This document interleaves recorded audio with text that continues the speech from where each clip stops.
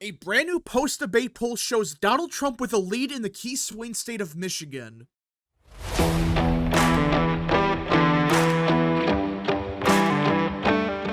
What is up, people of the internet? It is me, Real American, back again with a new video, and today we have to talk about the 2024 presidential election because we have a brand new poll that was just released out of the key swing state of Michigan, and it shows Donald Trump with a small lead in the state. Yeah, that's right. Despite all the narrative surrounding the Trump campaign after the debate, Trump has retaken the lead in the state of Michigan. And this is not from some random pollster no one ever heard about. This is from Insider Advantage, who back in 2020 was one of the most accurate pollsters in America. So they show Donald Trump post-debate, by the way. This wasn't a poll conducted 5 days before the debate and they released it now. No, this is completely post-debate. And they found Donald Trump with a small lead in the state of Michigan. And if he's up in Michigan, he's probably up in Pennsylvania. He's probably up in Wisconsin.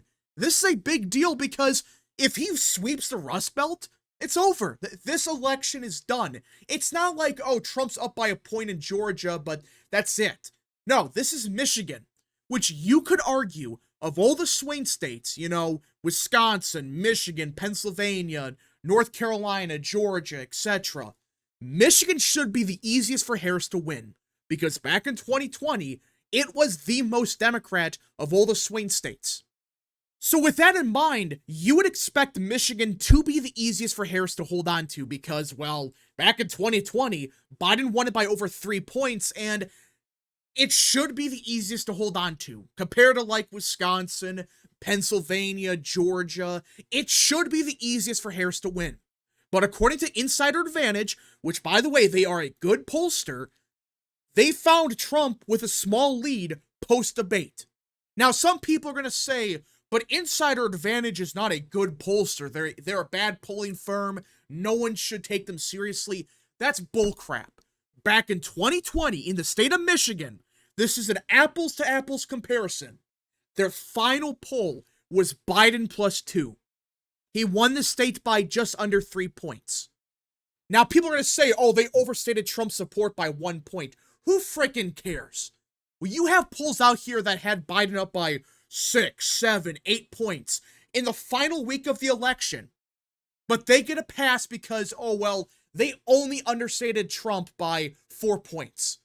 But when you have Insider Advantage, which, by the way, they were the most accurate pollster in Michigan back in 2020, they found Trump down by 2 points. But because they were off by 1 point, that makes them a far-right pollster. Really? That's the logic some people are using. You have to be spot on if you're a quote-unquote right-wing pollster. If you're off by even a half a point, you're not accurate somehow. There's something called a margin of error.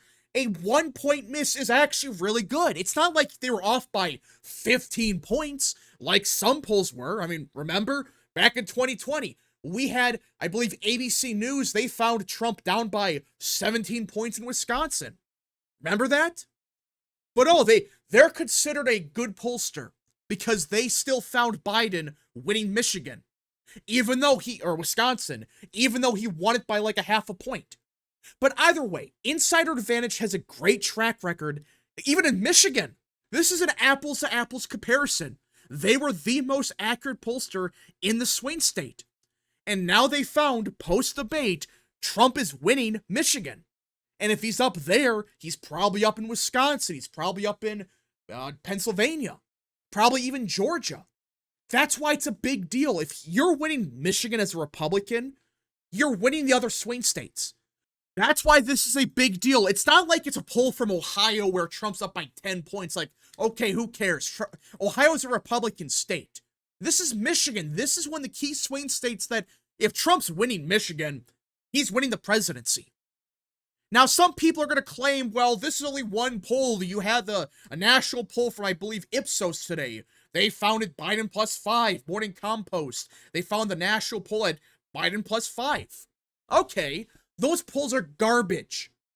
They are the definition of low quality. These same people call Insider Advantage a low quality pollster.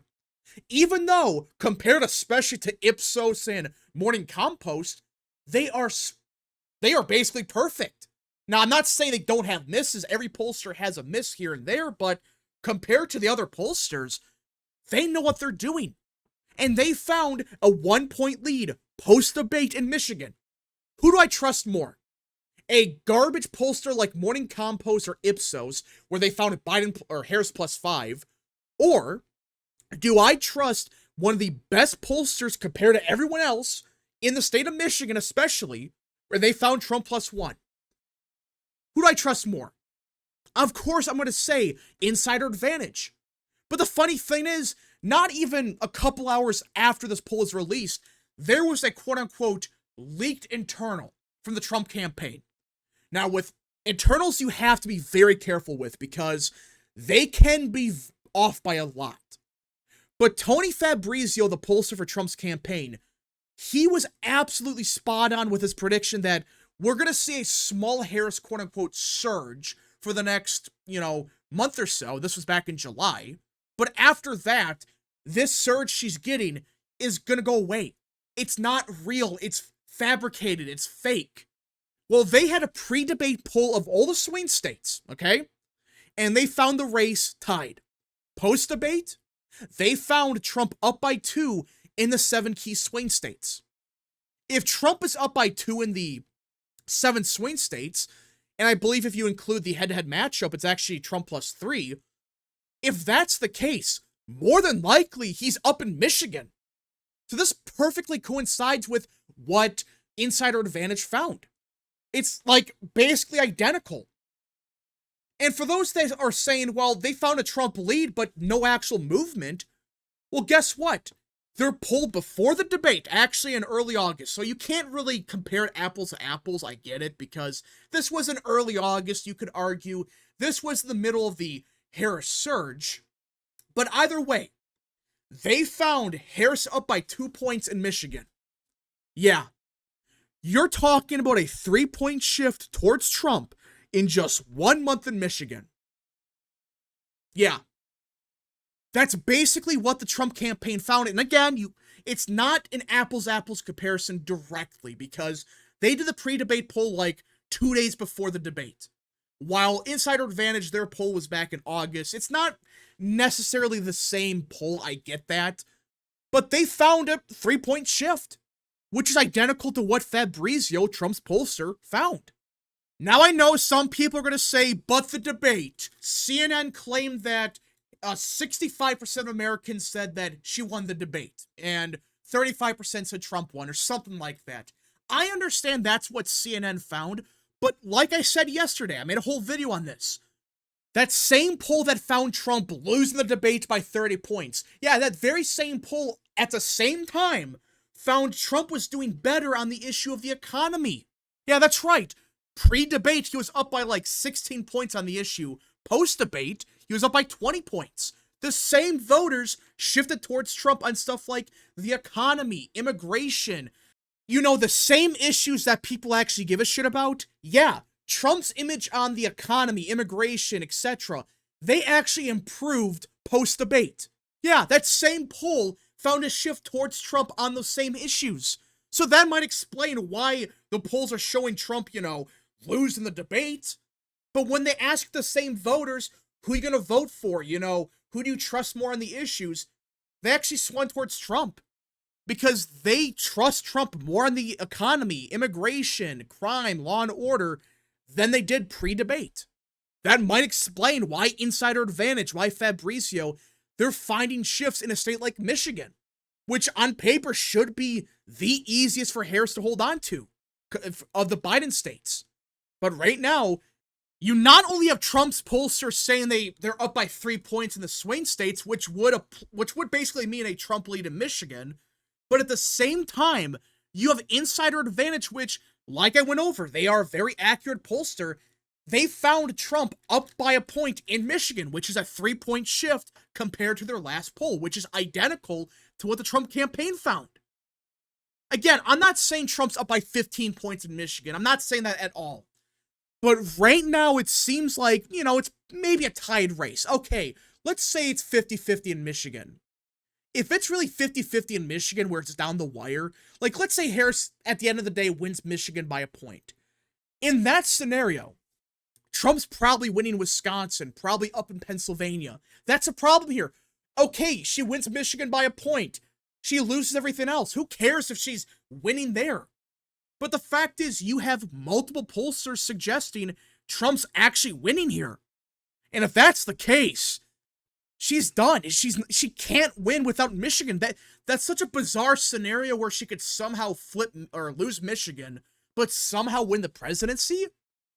I guess it's possible, but it's so unlikely that I just don't think it's gonna happen. We just gotta see what happens because maybe they're off. Maybe Fabrizio and Insider Advantage, maybe they're off by a bunch. Like they're off by 15 points. I guess that's possible. But these are pollsters that I trust. And in 2020, they had Trump winning, or down by 2 points, when he lost by 3. They are the most accurate pollster from 2020 in the state of Michigan. And right now, Insider Advantage, they have Trump up by a point. And even if they're off by 2 points, like I said, a 1-point victory for Trump, or Harris, I should say, in Michigan, is not an electoral college victory. Far from it. That's an indicator that she's doing 2 points worse in the swing states, and that probably means she's losing everything else. Now, I want to address the theory that some people are pushing that, well, maybe Trump is just doing way better in Michigan, but by some miracle, he's doing worse in Wisconsin and doing worse in Pennsylvania. Because that's what some people are suggesting that, well, demographically speaking, you could see Michigan swing to the right, but the other 2 states kind of just stagnate.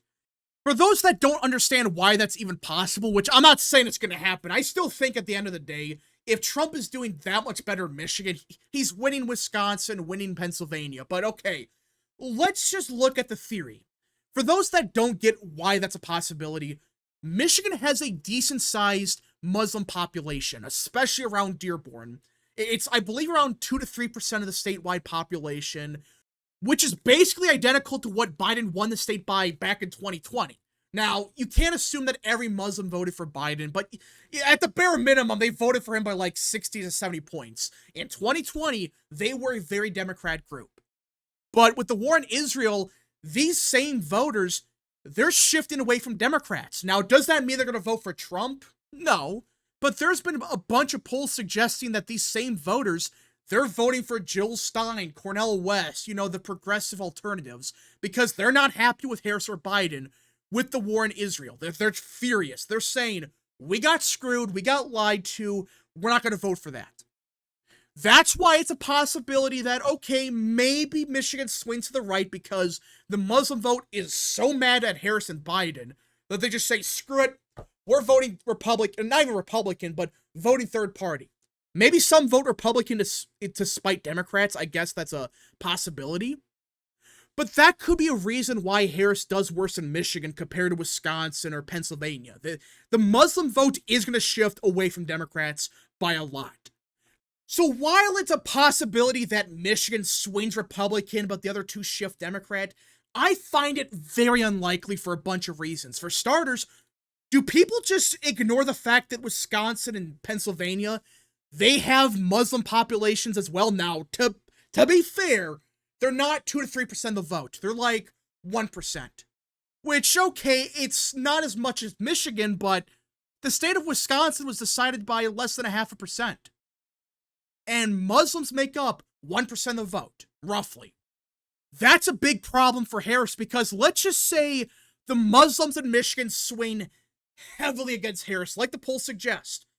If the same thing happens in Wisconsin, it will be very close because they're only 1% of the vote, but at the end of the day, that could be the difference between a Trump victory or a Harris victory in Wisconsin. But again, we are ignoring the fact that we could see other groups like Hispanics, African Americans, white working class voters, they're shifting Republican, which in a state like Wisconsin would be a big win for him. But fine, like I said, let's just say the war in Israel is causing such a big divide within the Democrat Party, but by some miracle, it only applies to the state of Michigan, that this shift among Muslim voters applies only here and nowhere else.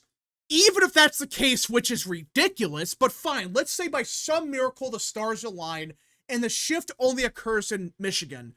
Even in that scenario, there is one group of voters that people are just forgetting about that do actually make up a decent size of the vote in Pennsylvania.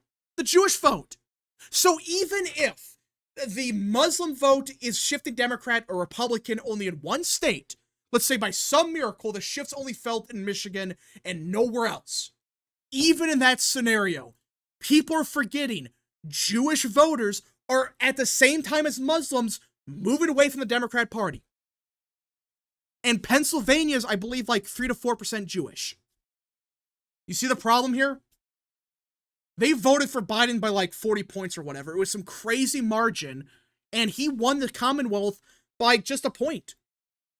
I'm not saying you're going to see a 50-point shift with Jewish voters, but the problem with this thinking is people are forgetting that Pennsylvania is fairly Jewish. It has a decent-sized Muslim population as well. And also, we're just forgetting that other groups like African Americans, Hispanics, white working-class voters, they're shifting Republican. Like, not just by 1 point. Hispanics and African Americans, it's like 15, 20 points. And in a state like Pennsylvania, that's a big deal. So that's why Trumping up in Michigan, it is not only good news for him in Michigan, it's great news for him in Wisconsin and Pennsylvania. Because if he's up there, more than likely, he's up in Pennsylvania. He's up in Wisconsin. He's up in all the swing states. But we just gotta see what happens. Maybe these polls are incorrect. Maybe it's a fluke. We'll see what happens. But anyways, folks, thank you so much for watching. If you guys did enjoy this video, smash the like button down below, subscribe, share with your friends, hit that little bell, follow the social media accounts, the description down below, and of course, join the channel today. Godspeed to all of you.